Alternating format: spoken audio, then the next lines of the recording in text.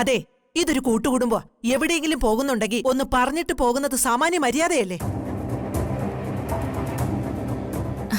അമ്മേ, അത് ഞാൻ പോകുമ്പോ അമ്മ പൂജാമുറിയിലെ പ്രാർത്ഥനയിലായിരുന്നു.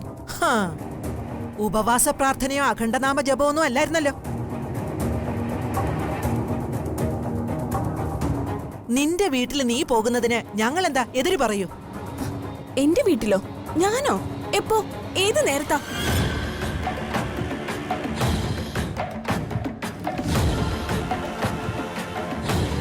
ഓ, എനിക്ക് തെറ്റുപറ്റി. ആങ്ങളയുടെയും ഭാര്യയുടെയും വീട്ടിലായിരിക്കും നീ പോയത്. ആങ്ങളയോ? ഏത് ആങ്ങള? ഏത് ഭാര്യ?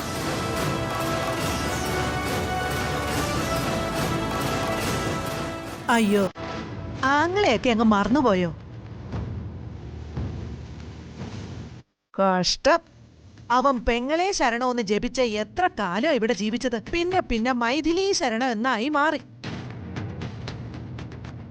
അല്ല, അവരെവിടെയാ താമസം? അമ്മേ, ഒരുമാതിരി എന്നെ കളിയാക്കല്ലേ. അമ്മയെ ഞാൻ എന്റെ അമ്മായി അമ്മയെ പോലെയല്ല കരുതുന്നത്. സ്വന്തം അമ്മയെ പോലെയാ.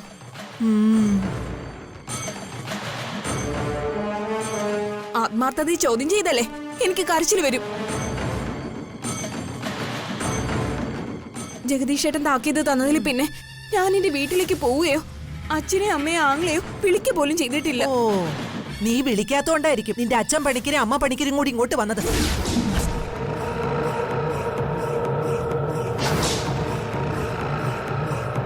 അവര് വന്നതേ ഇവിടെ വളരുന്ന കുഞ്ഞ് നിന്റെ ആങ്ങളയുടെ കുഞ്ഞാണെന്ന് പറയാനാ. എന്റെ കൃഷ്ണ, ഞാനെന്താ ഈ കേക്കുന്നേ? അയ്യോ, കൃഷ്ണന്റെ കുഞ്ഞല്ല, വൈശാഖിന്റെ കുഞ്ഞാണെന്ന്. മന്മഥ പണിക്കര് ഒരു ഉപാധി വച്ചിട്ടാ പോയത്. കുട്ടി വൈശാഖിന്റേതാണെന്ന് തെളിയിക്കാനേ കാർത്തിക്ക് DNA ടെസ്റ്റ് നടത്തണോന്ന്.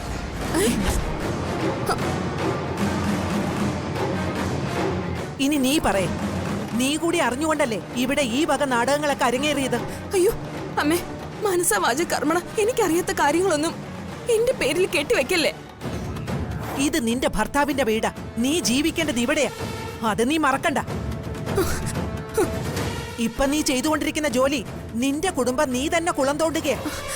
അമ്മേ, ഇവിടെ നടന്ന ഈ കാര്യങ്ങളുടെ നിജസ്ഥിതി ഞാൻ ജഗദീഷിനോട് തുറന്നു പറഞ്ഞാലേ, അയ്യോ, അവൻ നിന്നെ ആ നിമിഷം അടിച്ചു പുറത്താക്കും. അമ്മേ, ഞാൻ പറയാനുള്ളത് പറഞ്ഞു. ഈ പറഞ്ഞ കാര്യങ്ങളിലൊന്നും എനിക്ക് യാതൊരുവിധ ബന്ധവുമില്ല. പിന്നെ അമ്മയോട് ഈ ഏഷണിയൊക്കെ പറഞ്ഞു തന്നത് ഈ നിൽക്കുന്നവരാണെന്ന് എനിക്ക് നന്നായിട്ട് അറിയാം.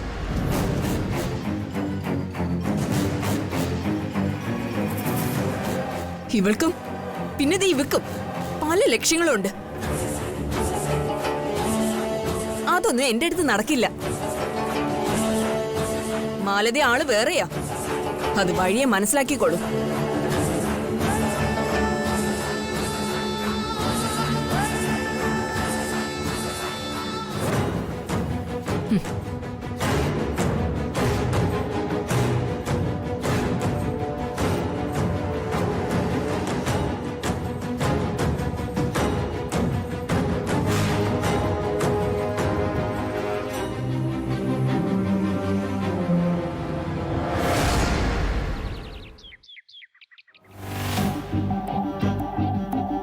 മോളെ നന്ദിനി, നീ ഒരു കാര്യം ചെയ്യേ.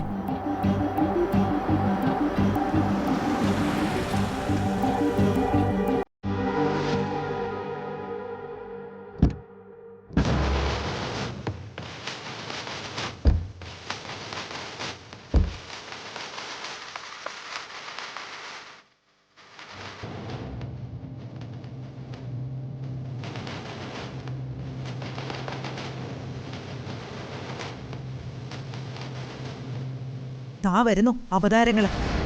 ഇവർക്കൊന്നും നാണോ മാനോ ഇല്ലേ ആവും. DNA test. കൈമളേട്ടാ, വാ.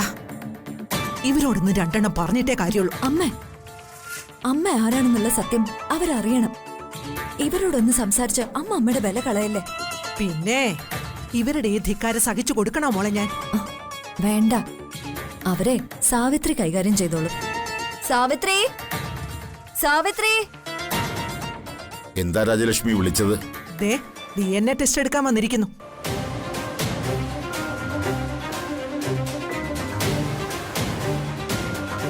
നമസ്കാരം. ഇത് പഴവങ്ങാടി ഗണപതി കോവിലൊന്നും അല്ലടോ, ചെമ്പകമംഗലം തറവാടാ. എന്തായാലും ഇതെന്റെ മകളെ കെട്ടിച്ചയച്ച വീടല്ലേ കൈമളേട്ടാ? നിങ്ങൾ ഒറ്റയ്ക്ക് വിചാരിച്ച മക്കളുണ്ടാവോ? മോൾ എന്റെയും കൂടിയാ. ഒരു വാക്ക് തെറ്റിപ്പോയതാ താരകെ, നീ അങ്ങ് ക്ഷമിച്ചേക്ക്. ഞങ്ങൾക്ക് സംസാരിക്കാനുള്ളത് കാർത്തികിനോടാ. നിങ്ങൾക്ക് എന്താ വേണ്ടേ? എന്റെ മകൻ വൈശാഖിന്റെ കുട്ടി ഇവിടെ വളരേണ്ട കാര്യമുണ്ടോ? അതുകൊണ്ട് മൈഥിലി പ്രസവിച്ച കുട്ടിയെ ഞങ്ങൾക്ക് തിരിയാന്നേക്ക്. അത് വൈശാഖിന്റെ കുട്ടിയാണെന്ന് നിങ്ങൾക്ക് എന്താ ഇത്ര ഉറപ്പ്? വൈശാഖ് പറഞ്ഞു. അതിന് സംശയമുണ്ടേ വാ, നമുക്ക് ഹോസ്പിറ്റലിലേക്ക് പോവാം, DNA ടെസ്റ്റ് നടത്താം.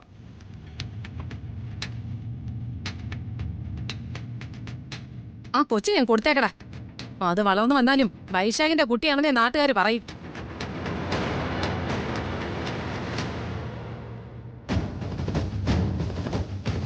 ACP, എനിക്ക് നിങ്ങളോട് ഒരു മിനിറ്റ് സംസാരിക്കാനുണ്ട്. ഒന്ന് മുകളിലേക്ക് വരുമോ? ഞാൻ എന്തിനാ ഇപ്പൊ മുകളിലേക്ക് വന്നിട്ട്? കുഞ്ഞിന്റെ കാര്യത്തെപ്പറ്റി ഒരു കാര്യം പറയാനാ. കൊച്ചിന്റെ കാര്യത്തില് ഇത്ര ആധികാരികമായിട്ട് പറയാൻ നീ ആരാ? അവളുടെ ഒരു ആജ്ഞ. നീ എങ്ങും പോണ്ട മോനെ. ACP വരും. ഈ കുഞ്ഞ് ജനിച്ച നാള് മുതല് ഇവളുടെ അമ്മ ഞാനാ. ഇവൾക്ക് അമ്മയാവാൻ വേണ്ടിയാ നിങ്ങൾ എന്നെ കല്യാണം കഴിച്ചത്. നിങ്ങൾ വരണം. എനിക്ക് നിങ്ങളോടൊരു കാര്യം പറഞ്ഞേ പറ്റൂ. നീ പോകരുത്. ഇത് പറയുന്നതേ നിന്റെ അമ്മയാ. വൈക മോളുടെ അമ്മയാ ഞാൻ. വിളിക്കുന്നത് കുഞ്ഞിന്റെ കാര്യം പറയാനാ. നിങ്ങളൊന്ന് വേഗം വാ.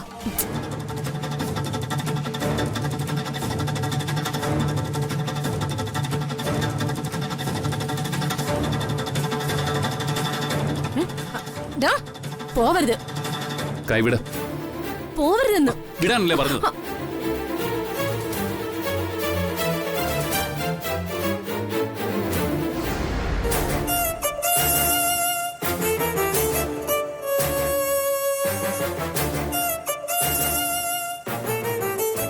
കേൾക്കട്ടെ, നിനക്ക് എന്താ പറയാനുള്ളത്?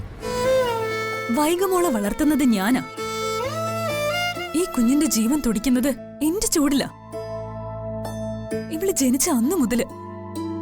അതുകൊണ്ട് ഇവളുടെ അമ്മ ഞാനാ. അതുകൊണ്ട് എനിക്കിത് പറയാനുള്ള അവകാശമുണ്ട്. അധികാരവും അവകാശവും ഒക്കെ അവിടെ നിൽക്കട്ടെ, നീ കാര്യം പറയ. അവര് പറയുന്ന DNA ടെസ്റ്റിനൊന്നും നിങ്ങൾ നിന്നു കൊടുക്കരുത്.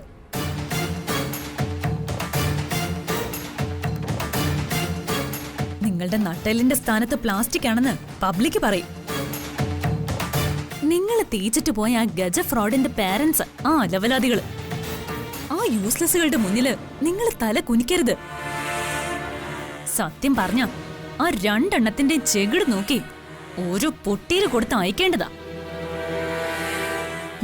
അതും വേണ്ട, അടിക്കുന്നവരുടെ കയ്യിലെ പിന്നീട് സാനിറ്റൈസർ പുരട്ടേണ്ടി വരും.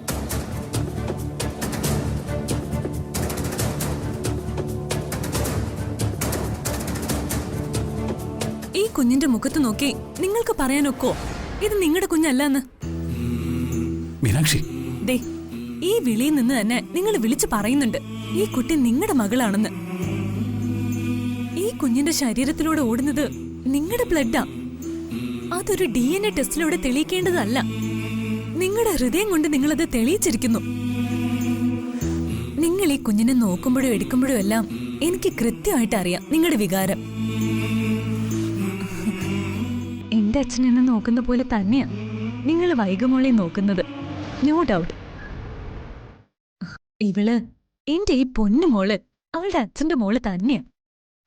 നിങ്ങളുടെ എല്ലാ സ്വഭാവവും ഈ കുഞ്ഞിനും കിട്ടിയിട്ടുണ്ട്.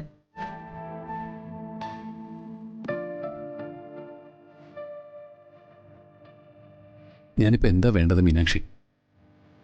DNA ടെസ്റ്റിന്റെ ആവശ്യമില്ല. ഇവരെ ഇങ്ങോട്ട് ഇളക്കി വിട്ടിരിക്കുന്നത് ആ വൈശാഖ. അതുകൊണ്ട് രണ്ടെണ്ണത്തിനും വയറ് നിറച്ചു കൊടുത്തു വിടണം. അവന് ആ വൈശാഖിനെ കയ്യിൽ കിട്ടിയ കൊല്ലൊന്ന് പറഞ്ഞേക്ക്.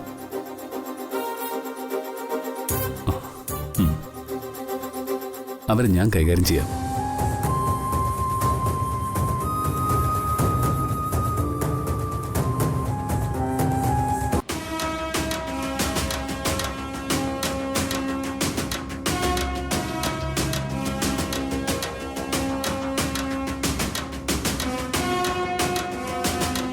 ഇവരിതെന്താ അത്ര താമസിക്കുന്നേ? എനിക്കറിയൂ. ഗീതോപദേശം കൊടുക്കാൻ കൊണ്ടുപോയിരിക്കുക എന്റെ മോനെ. ദൈവത്തിന്റെ പ്രതിപുരുഷിയാ ആ മീനാക്ഷി. മതിയടി മീനാക്ഷിയെ കളിയാക്കിയത്.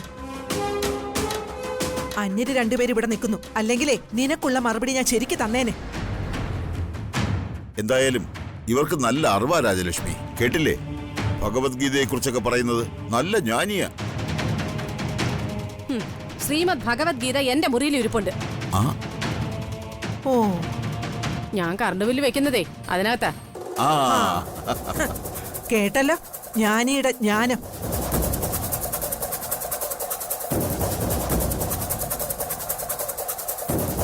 നീ എന്തിനാ ഈ കുഞ്ഞിന്റെ കാര്യം പറയാനെന്നും പറഞ്ഞ് കാർത്തിയെ മുറിയിലോട്ട് വിളിച്ചോണ്ട് പോയത്? ഞങ്ങളുടെ മുമ്പിൽ വെച്ച് പറയാൻ നിനക്കെന്താ പേടിയുണ്ടോ? എനിക്കെന്തിനാ പേടി? ഈ കുഞ്ഞിനൊന്ന് പിടിച്ച. എനിക്കങ്ങ് വേണ്ട.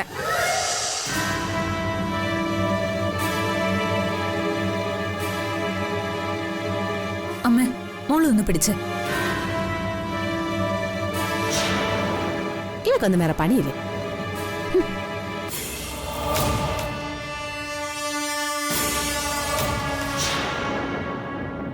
നിങ്ങൾ എന്താ ചോദിച്ചത്? എനിക്ക് പേടിയുണ്ടോന്നോ? എന്റെ വീട്ടിൽ ഞാൻ ആരെ പേടിക്കാനാ?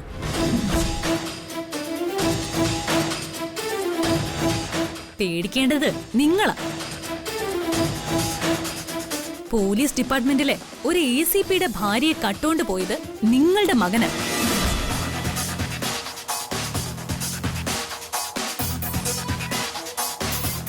അന്ന് മുതൽ തിരക്കി നടക്കുക ഈ ACP നിങ്ങളുടെ മകന്. എന്തിനാന്നറിയാവോ? അവനെ കൊല്ലാൻ.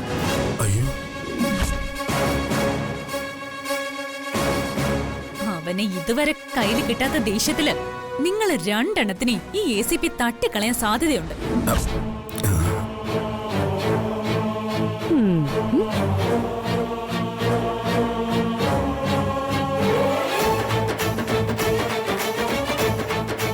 യാതൊരു ഉളുപ്പുമില്ലാതെ കേറി വന്നിരിക്കുന്നു.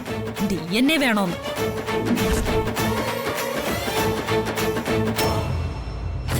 ആര് പറഞ്ഞിട്ടാ താനും ഈ പെണ്ണും പിള്ളയും കൂടി ഈ ഡ്രാമ കളിക്കുന്നെ? ഇത് അവൻ പറഞ്ഞിട്ടല്ലേ? അയ്യോ അല്ല. പിന്നെ തനിക്ക് എങ്ങനെ അറിയാടോ എന്റെ കുട്ടി അവനും ജനിച്ചാണെന്ന്? അത് ഈ കിളവനും കിളവിയും അവനെ പോലെ തന്നെ ഫ്രോഡുകളാ. ഇവർക്കറിയാം വൈശാഖും മൈഥിലി എവിടെ ഉണ്ടെന്ന്.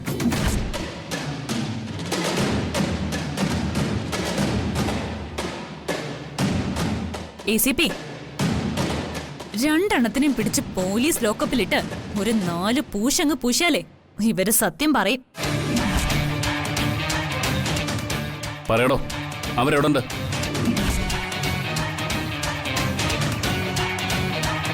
പറയാൻ. അയ്യോ ഞങ്ങൾക്കറിയില്ല. അതെ, DMA വേണോന്ന് തോന്നിയത് ഞങ്ങൾക്കാ. TMA TC നമ്പറൊന്നും അല്ല, DNA.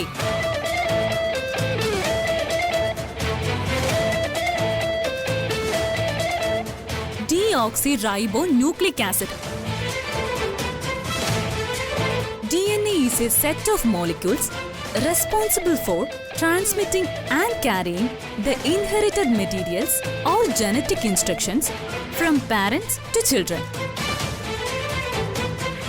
DNA is an organic compound that has a unique molecular structure.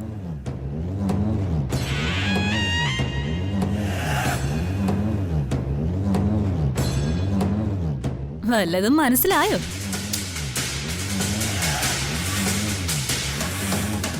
TMA TC നമ്പറൊന്നും അല്ല DNA. ഇത്ര ധൈര്യത്തോടെ ഇവിടെ കയറി വന്ന് DNA നടത്തണമെന്ന് പറയാൻ നിങ്ങൾ ആരാ? ഷുഗറോ കൊളസ്ട്രോളോ നോക്കാൻ ലാബിൽ കയറുന്നത് പോലെ എളുപ്പമുള്ള കാര്യമല്ല DNA ടെസ്റ്റ്. അതിന് കോർട്ട് ഓർഡർ വേണം. കോർട്ട് ഓർഡർ കിട്ടണമെങ്കിലേ മൈഥിലി വക്കീല് മുഖേന കോടതിയിൽ കേസ് ഫയൽ ചെയ്യണം.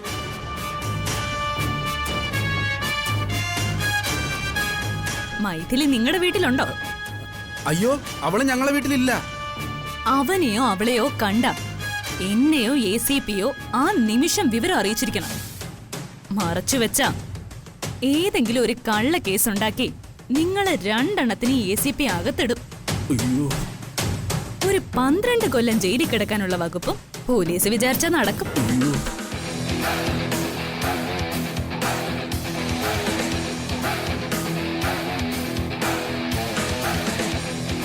ഇവളെന്തിനാ എന്റെ മകന്റെ പോലീസ് ഡിപ്പാർട്ട്മെന്റിനെ പറ്റിയൊക്കെ പറയുന്നത്? നിങ്ങൾക്കൊന്ന് മിണ്ടാതെ നിൽക്കാമോ?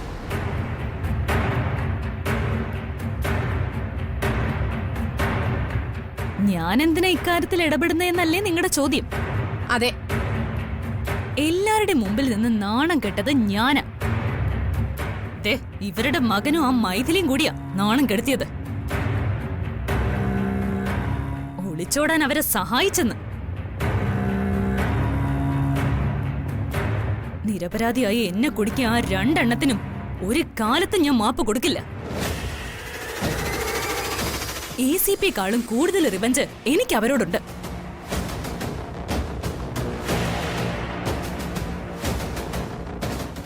വൈഗ ACP കാർത്തിക്കിന്റെ മോളാണെന്ന കാര്യത്തില് ഇങ്ങേർക്ക് സംശയമില്ല.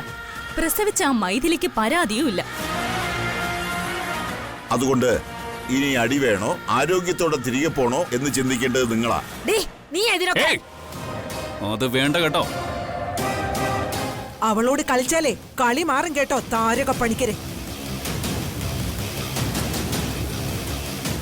അപ്പോ മീനാക്ഷി തന്നതും വാങ്ങിച്ച് വേഗം തിരികെ പോകുന്നു അല്ലേ? DNA എന്നും പറഞ്ഞ് മേലാൽ ഈ ഗേറ്റ് കടക്കരുത്.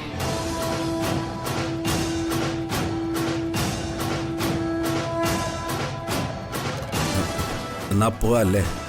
പോകുന്ന വഴി ഓരോ ലെമൺ ജ്യൂസ് വാങ്ങിച്ചു കുടിച്ചോ, ക്ഷീണം മാറട്ടെ. വാ വാ.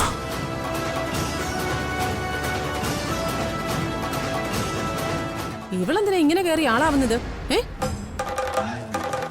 അവളിവിടുത്തെ ആരാണെന്ന് ഇപ്പൊ അമ്മയ്ക്ക് മനസ്സിലായോ? മിണ്ടാതിരിക്ക.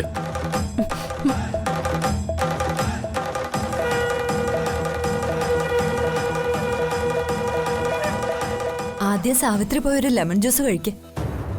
സാവിത്രിയുടെ ക്ഷീണ ആദ്യം മാറേണ്ടത്.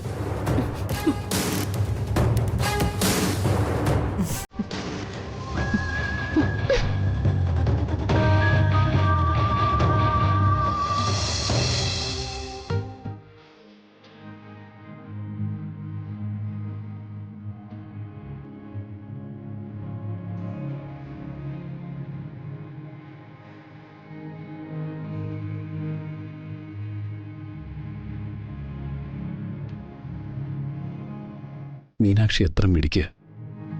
She's very talent and Brave.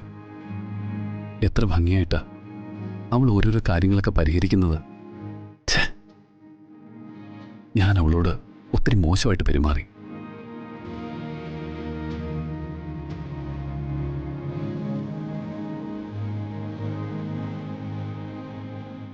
അവന്റെ സ്വഭാവം കുറച്ച് മെച്ചപ്പെട്ടിട്ടുണ്ടെന്നാ എനിക്ക് തോന്നുന്നത്. നമുക്ക് ധൈര്യത്തോടെ അവന്റെ മുന്നിലേക്ക് ചെല്ലാമോ അമ്മേ? എന്തായാലും അവന്റെ അമ്മയും മുത്തശ്ശിയല്ലേ, കൈവയ്ക്കില്ലെന്നും വിശ്വസിക്കാം.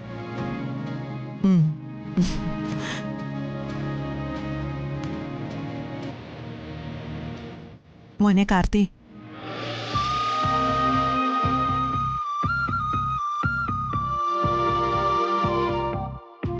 മുത്തശ്ശി,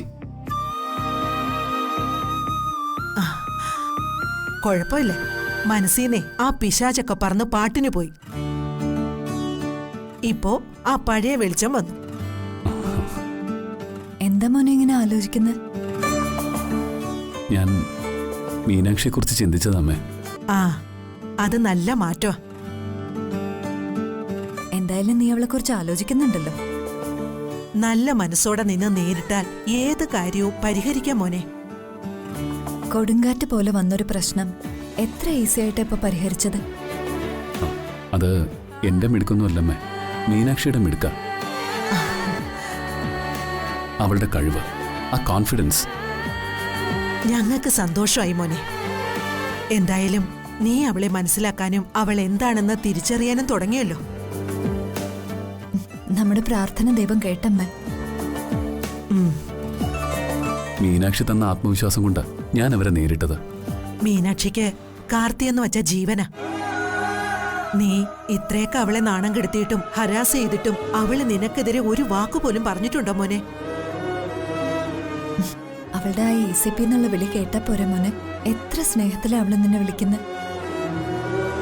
നീ മീനാക്ഷിയെ മനസ്സിലാക്കണം, എന്നിട്ട് അവളെ സ്നേഹിക്കണം, അവളോടൊപ്പം നിൽക്കുകയും വേണം. ആരൊക്കെ എന്തൊക്കെ പറഞ്ഞാലും അവൾക്ക് നിന്നോട് സ്നേഹ. മരണം വരെ തള്ളി പറയാതെ അവള് നിന്റെ കൂടെ ഉണ്ടാവുകയും ചെയ്യും. മോന്റെ ഈ മാറ്റം ഞങ്ങൾക്ക് വളരെ സന്തോഷം തരുക. ഇതിൽ പരം ഒരു സൗഭാഗ്യം ഞങ്ങൾക്ക് വരാനില്ല എന്ന് വരെ തോന്നിപ്പോകുന്നു. കാർത്തി, ഇത് ദൈവത്തിന്റെ പദ്ധതിയായിരുന്നു. മനസ്സുകൊണ്ട് നിന്നെ വഞ്ചിച്ചുകൊണ്ടിരുന്ന ഒരു പെണ്ണിൽ നിന്നും നീ രക്ഷപ്പെട്ടു. നിനക്ക് ചേർന്നൊരു പെൺകുട്ടിയെ നിനക്ക് കിട്ടി. മീനാക്ഷിക്ക് ചേർന്നൊരു പുരുഷനെ അവൾക്കും. നമുക്കൊരു നല്ലത് വരുമ്പോ ചില പരീക്ഷണങ്ങളൊക്കെ നേരിടേണ്ടി വരും. അതാ ഇപ്പൊ കഴിഞ്ഞത്.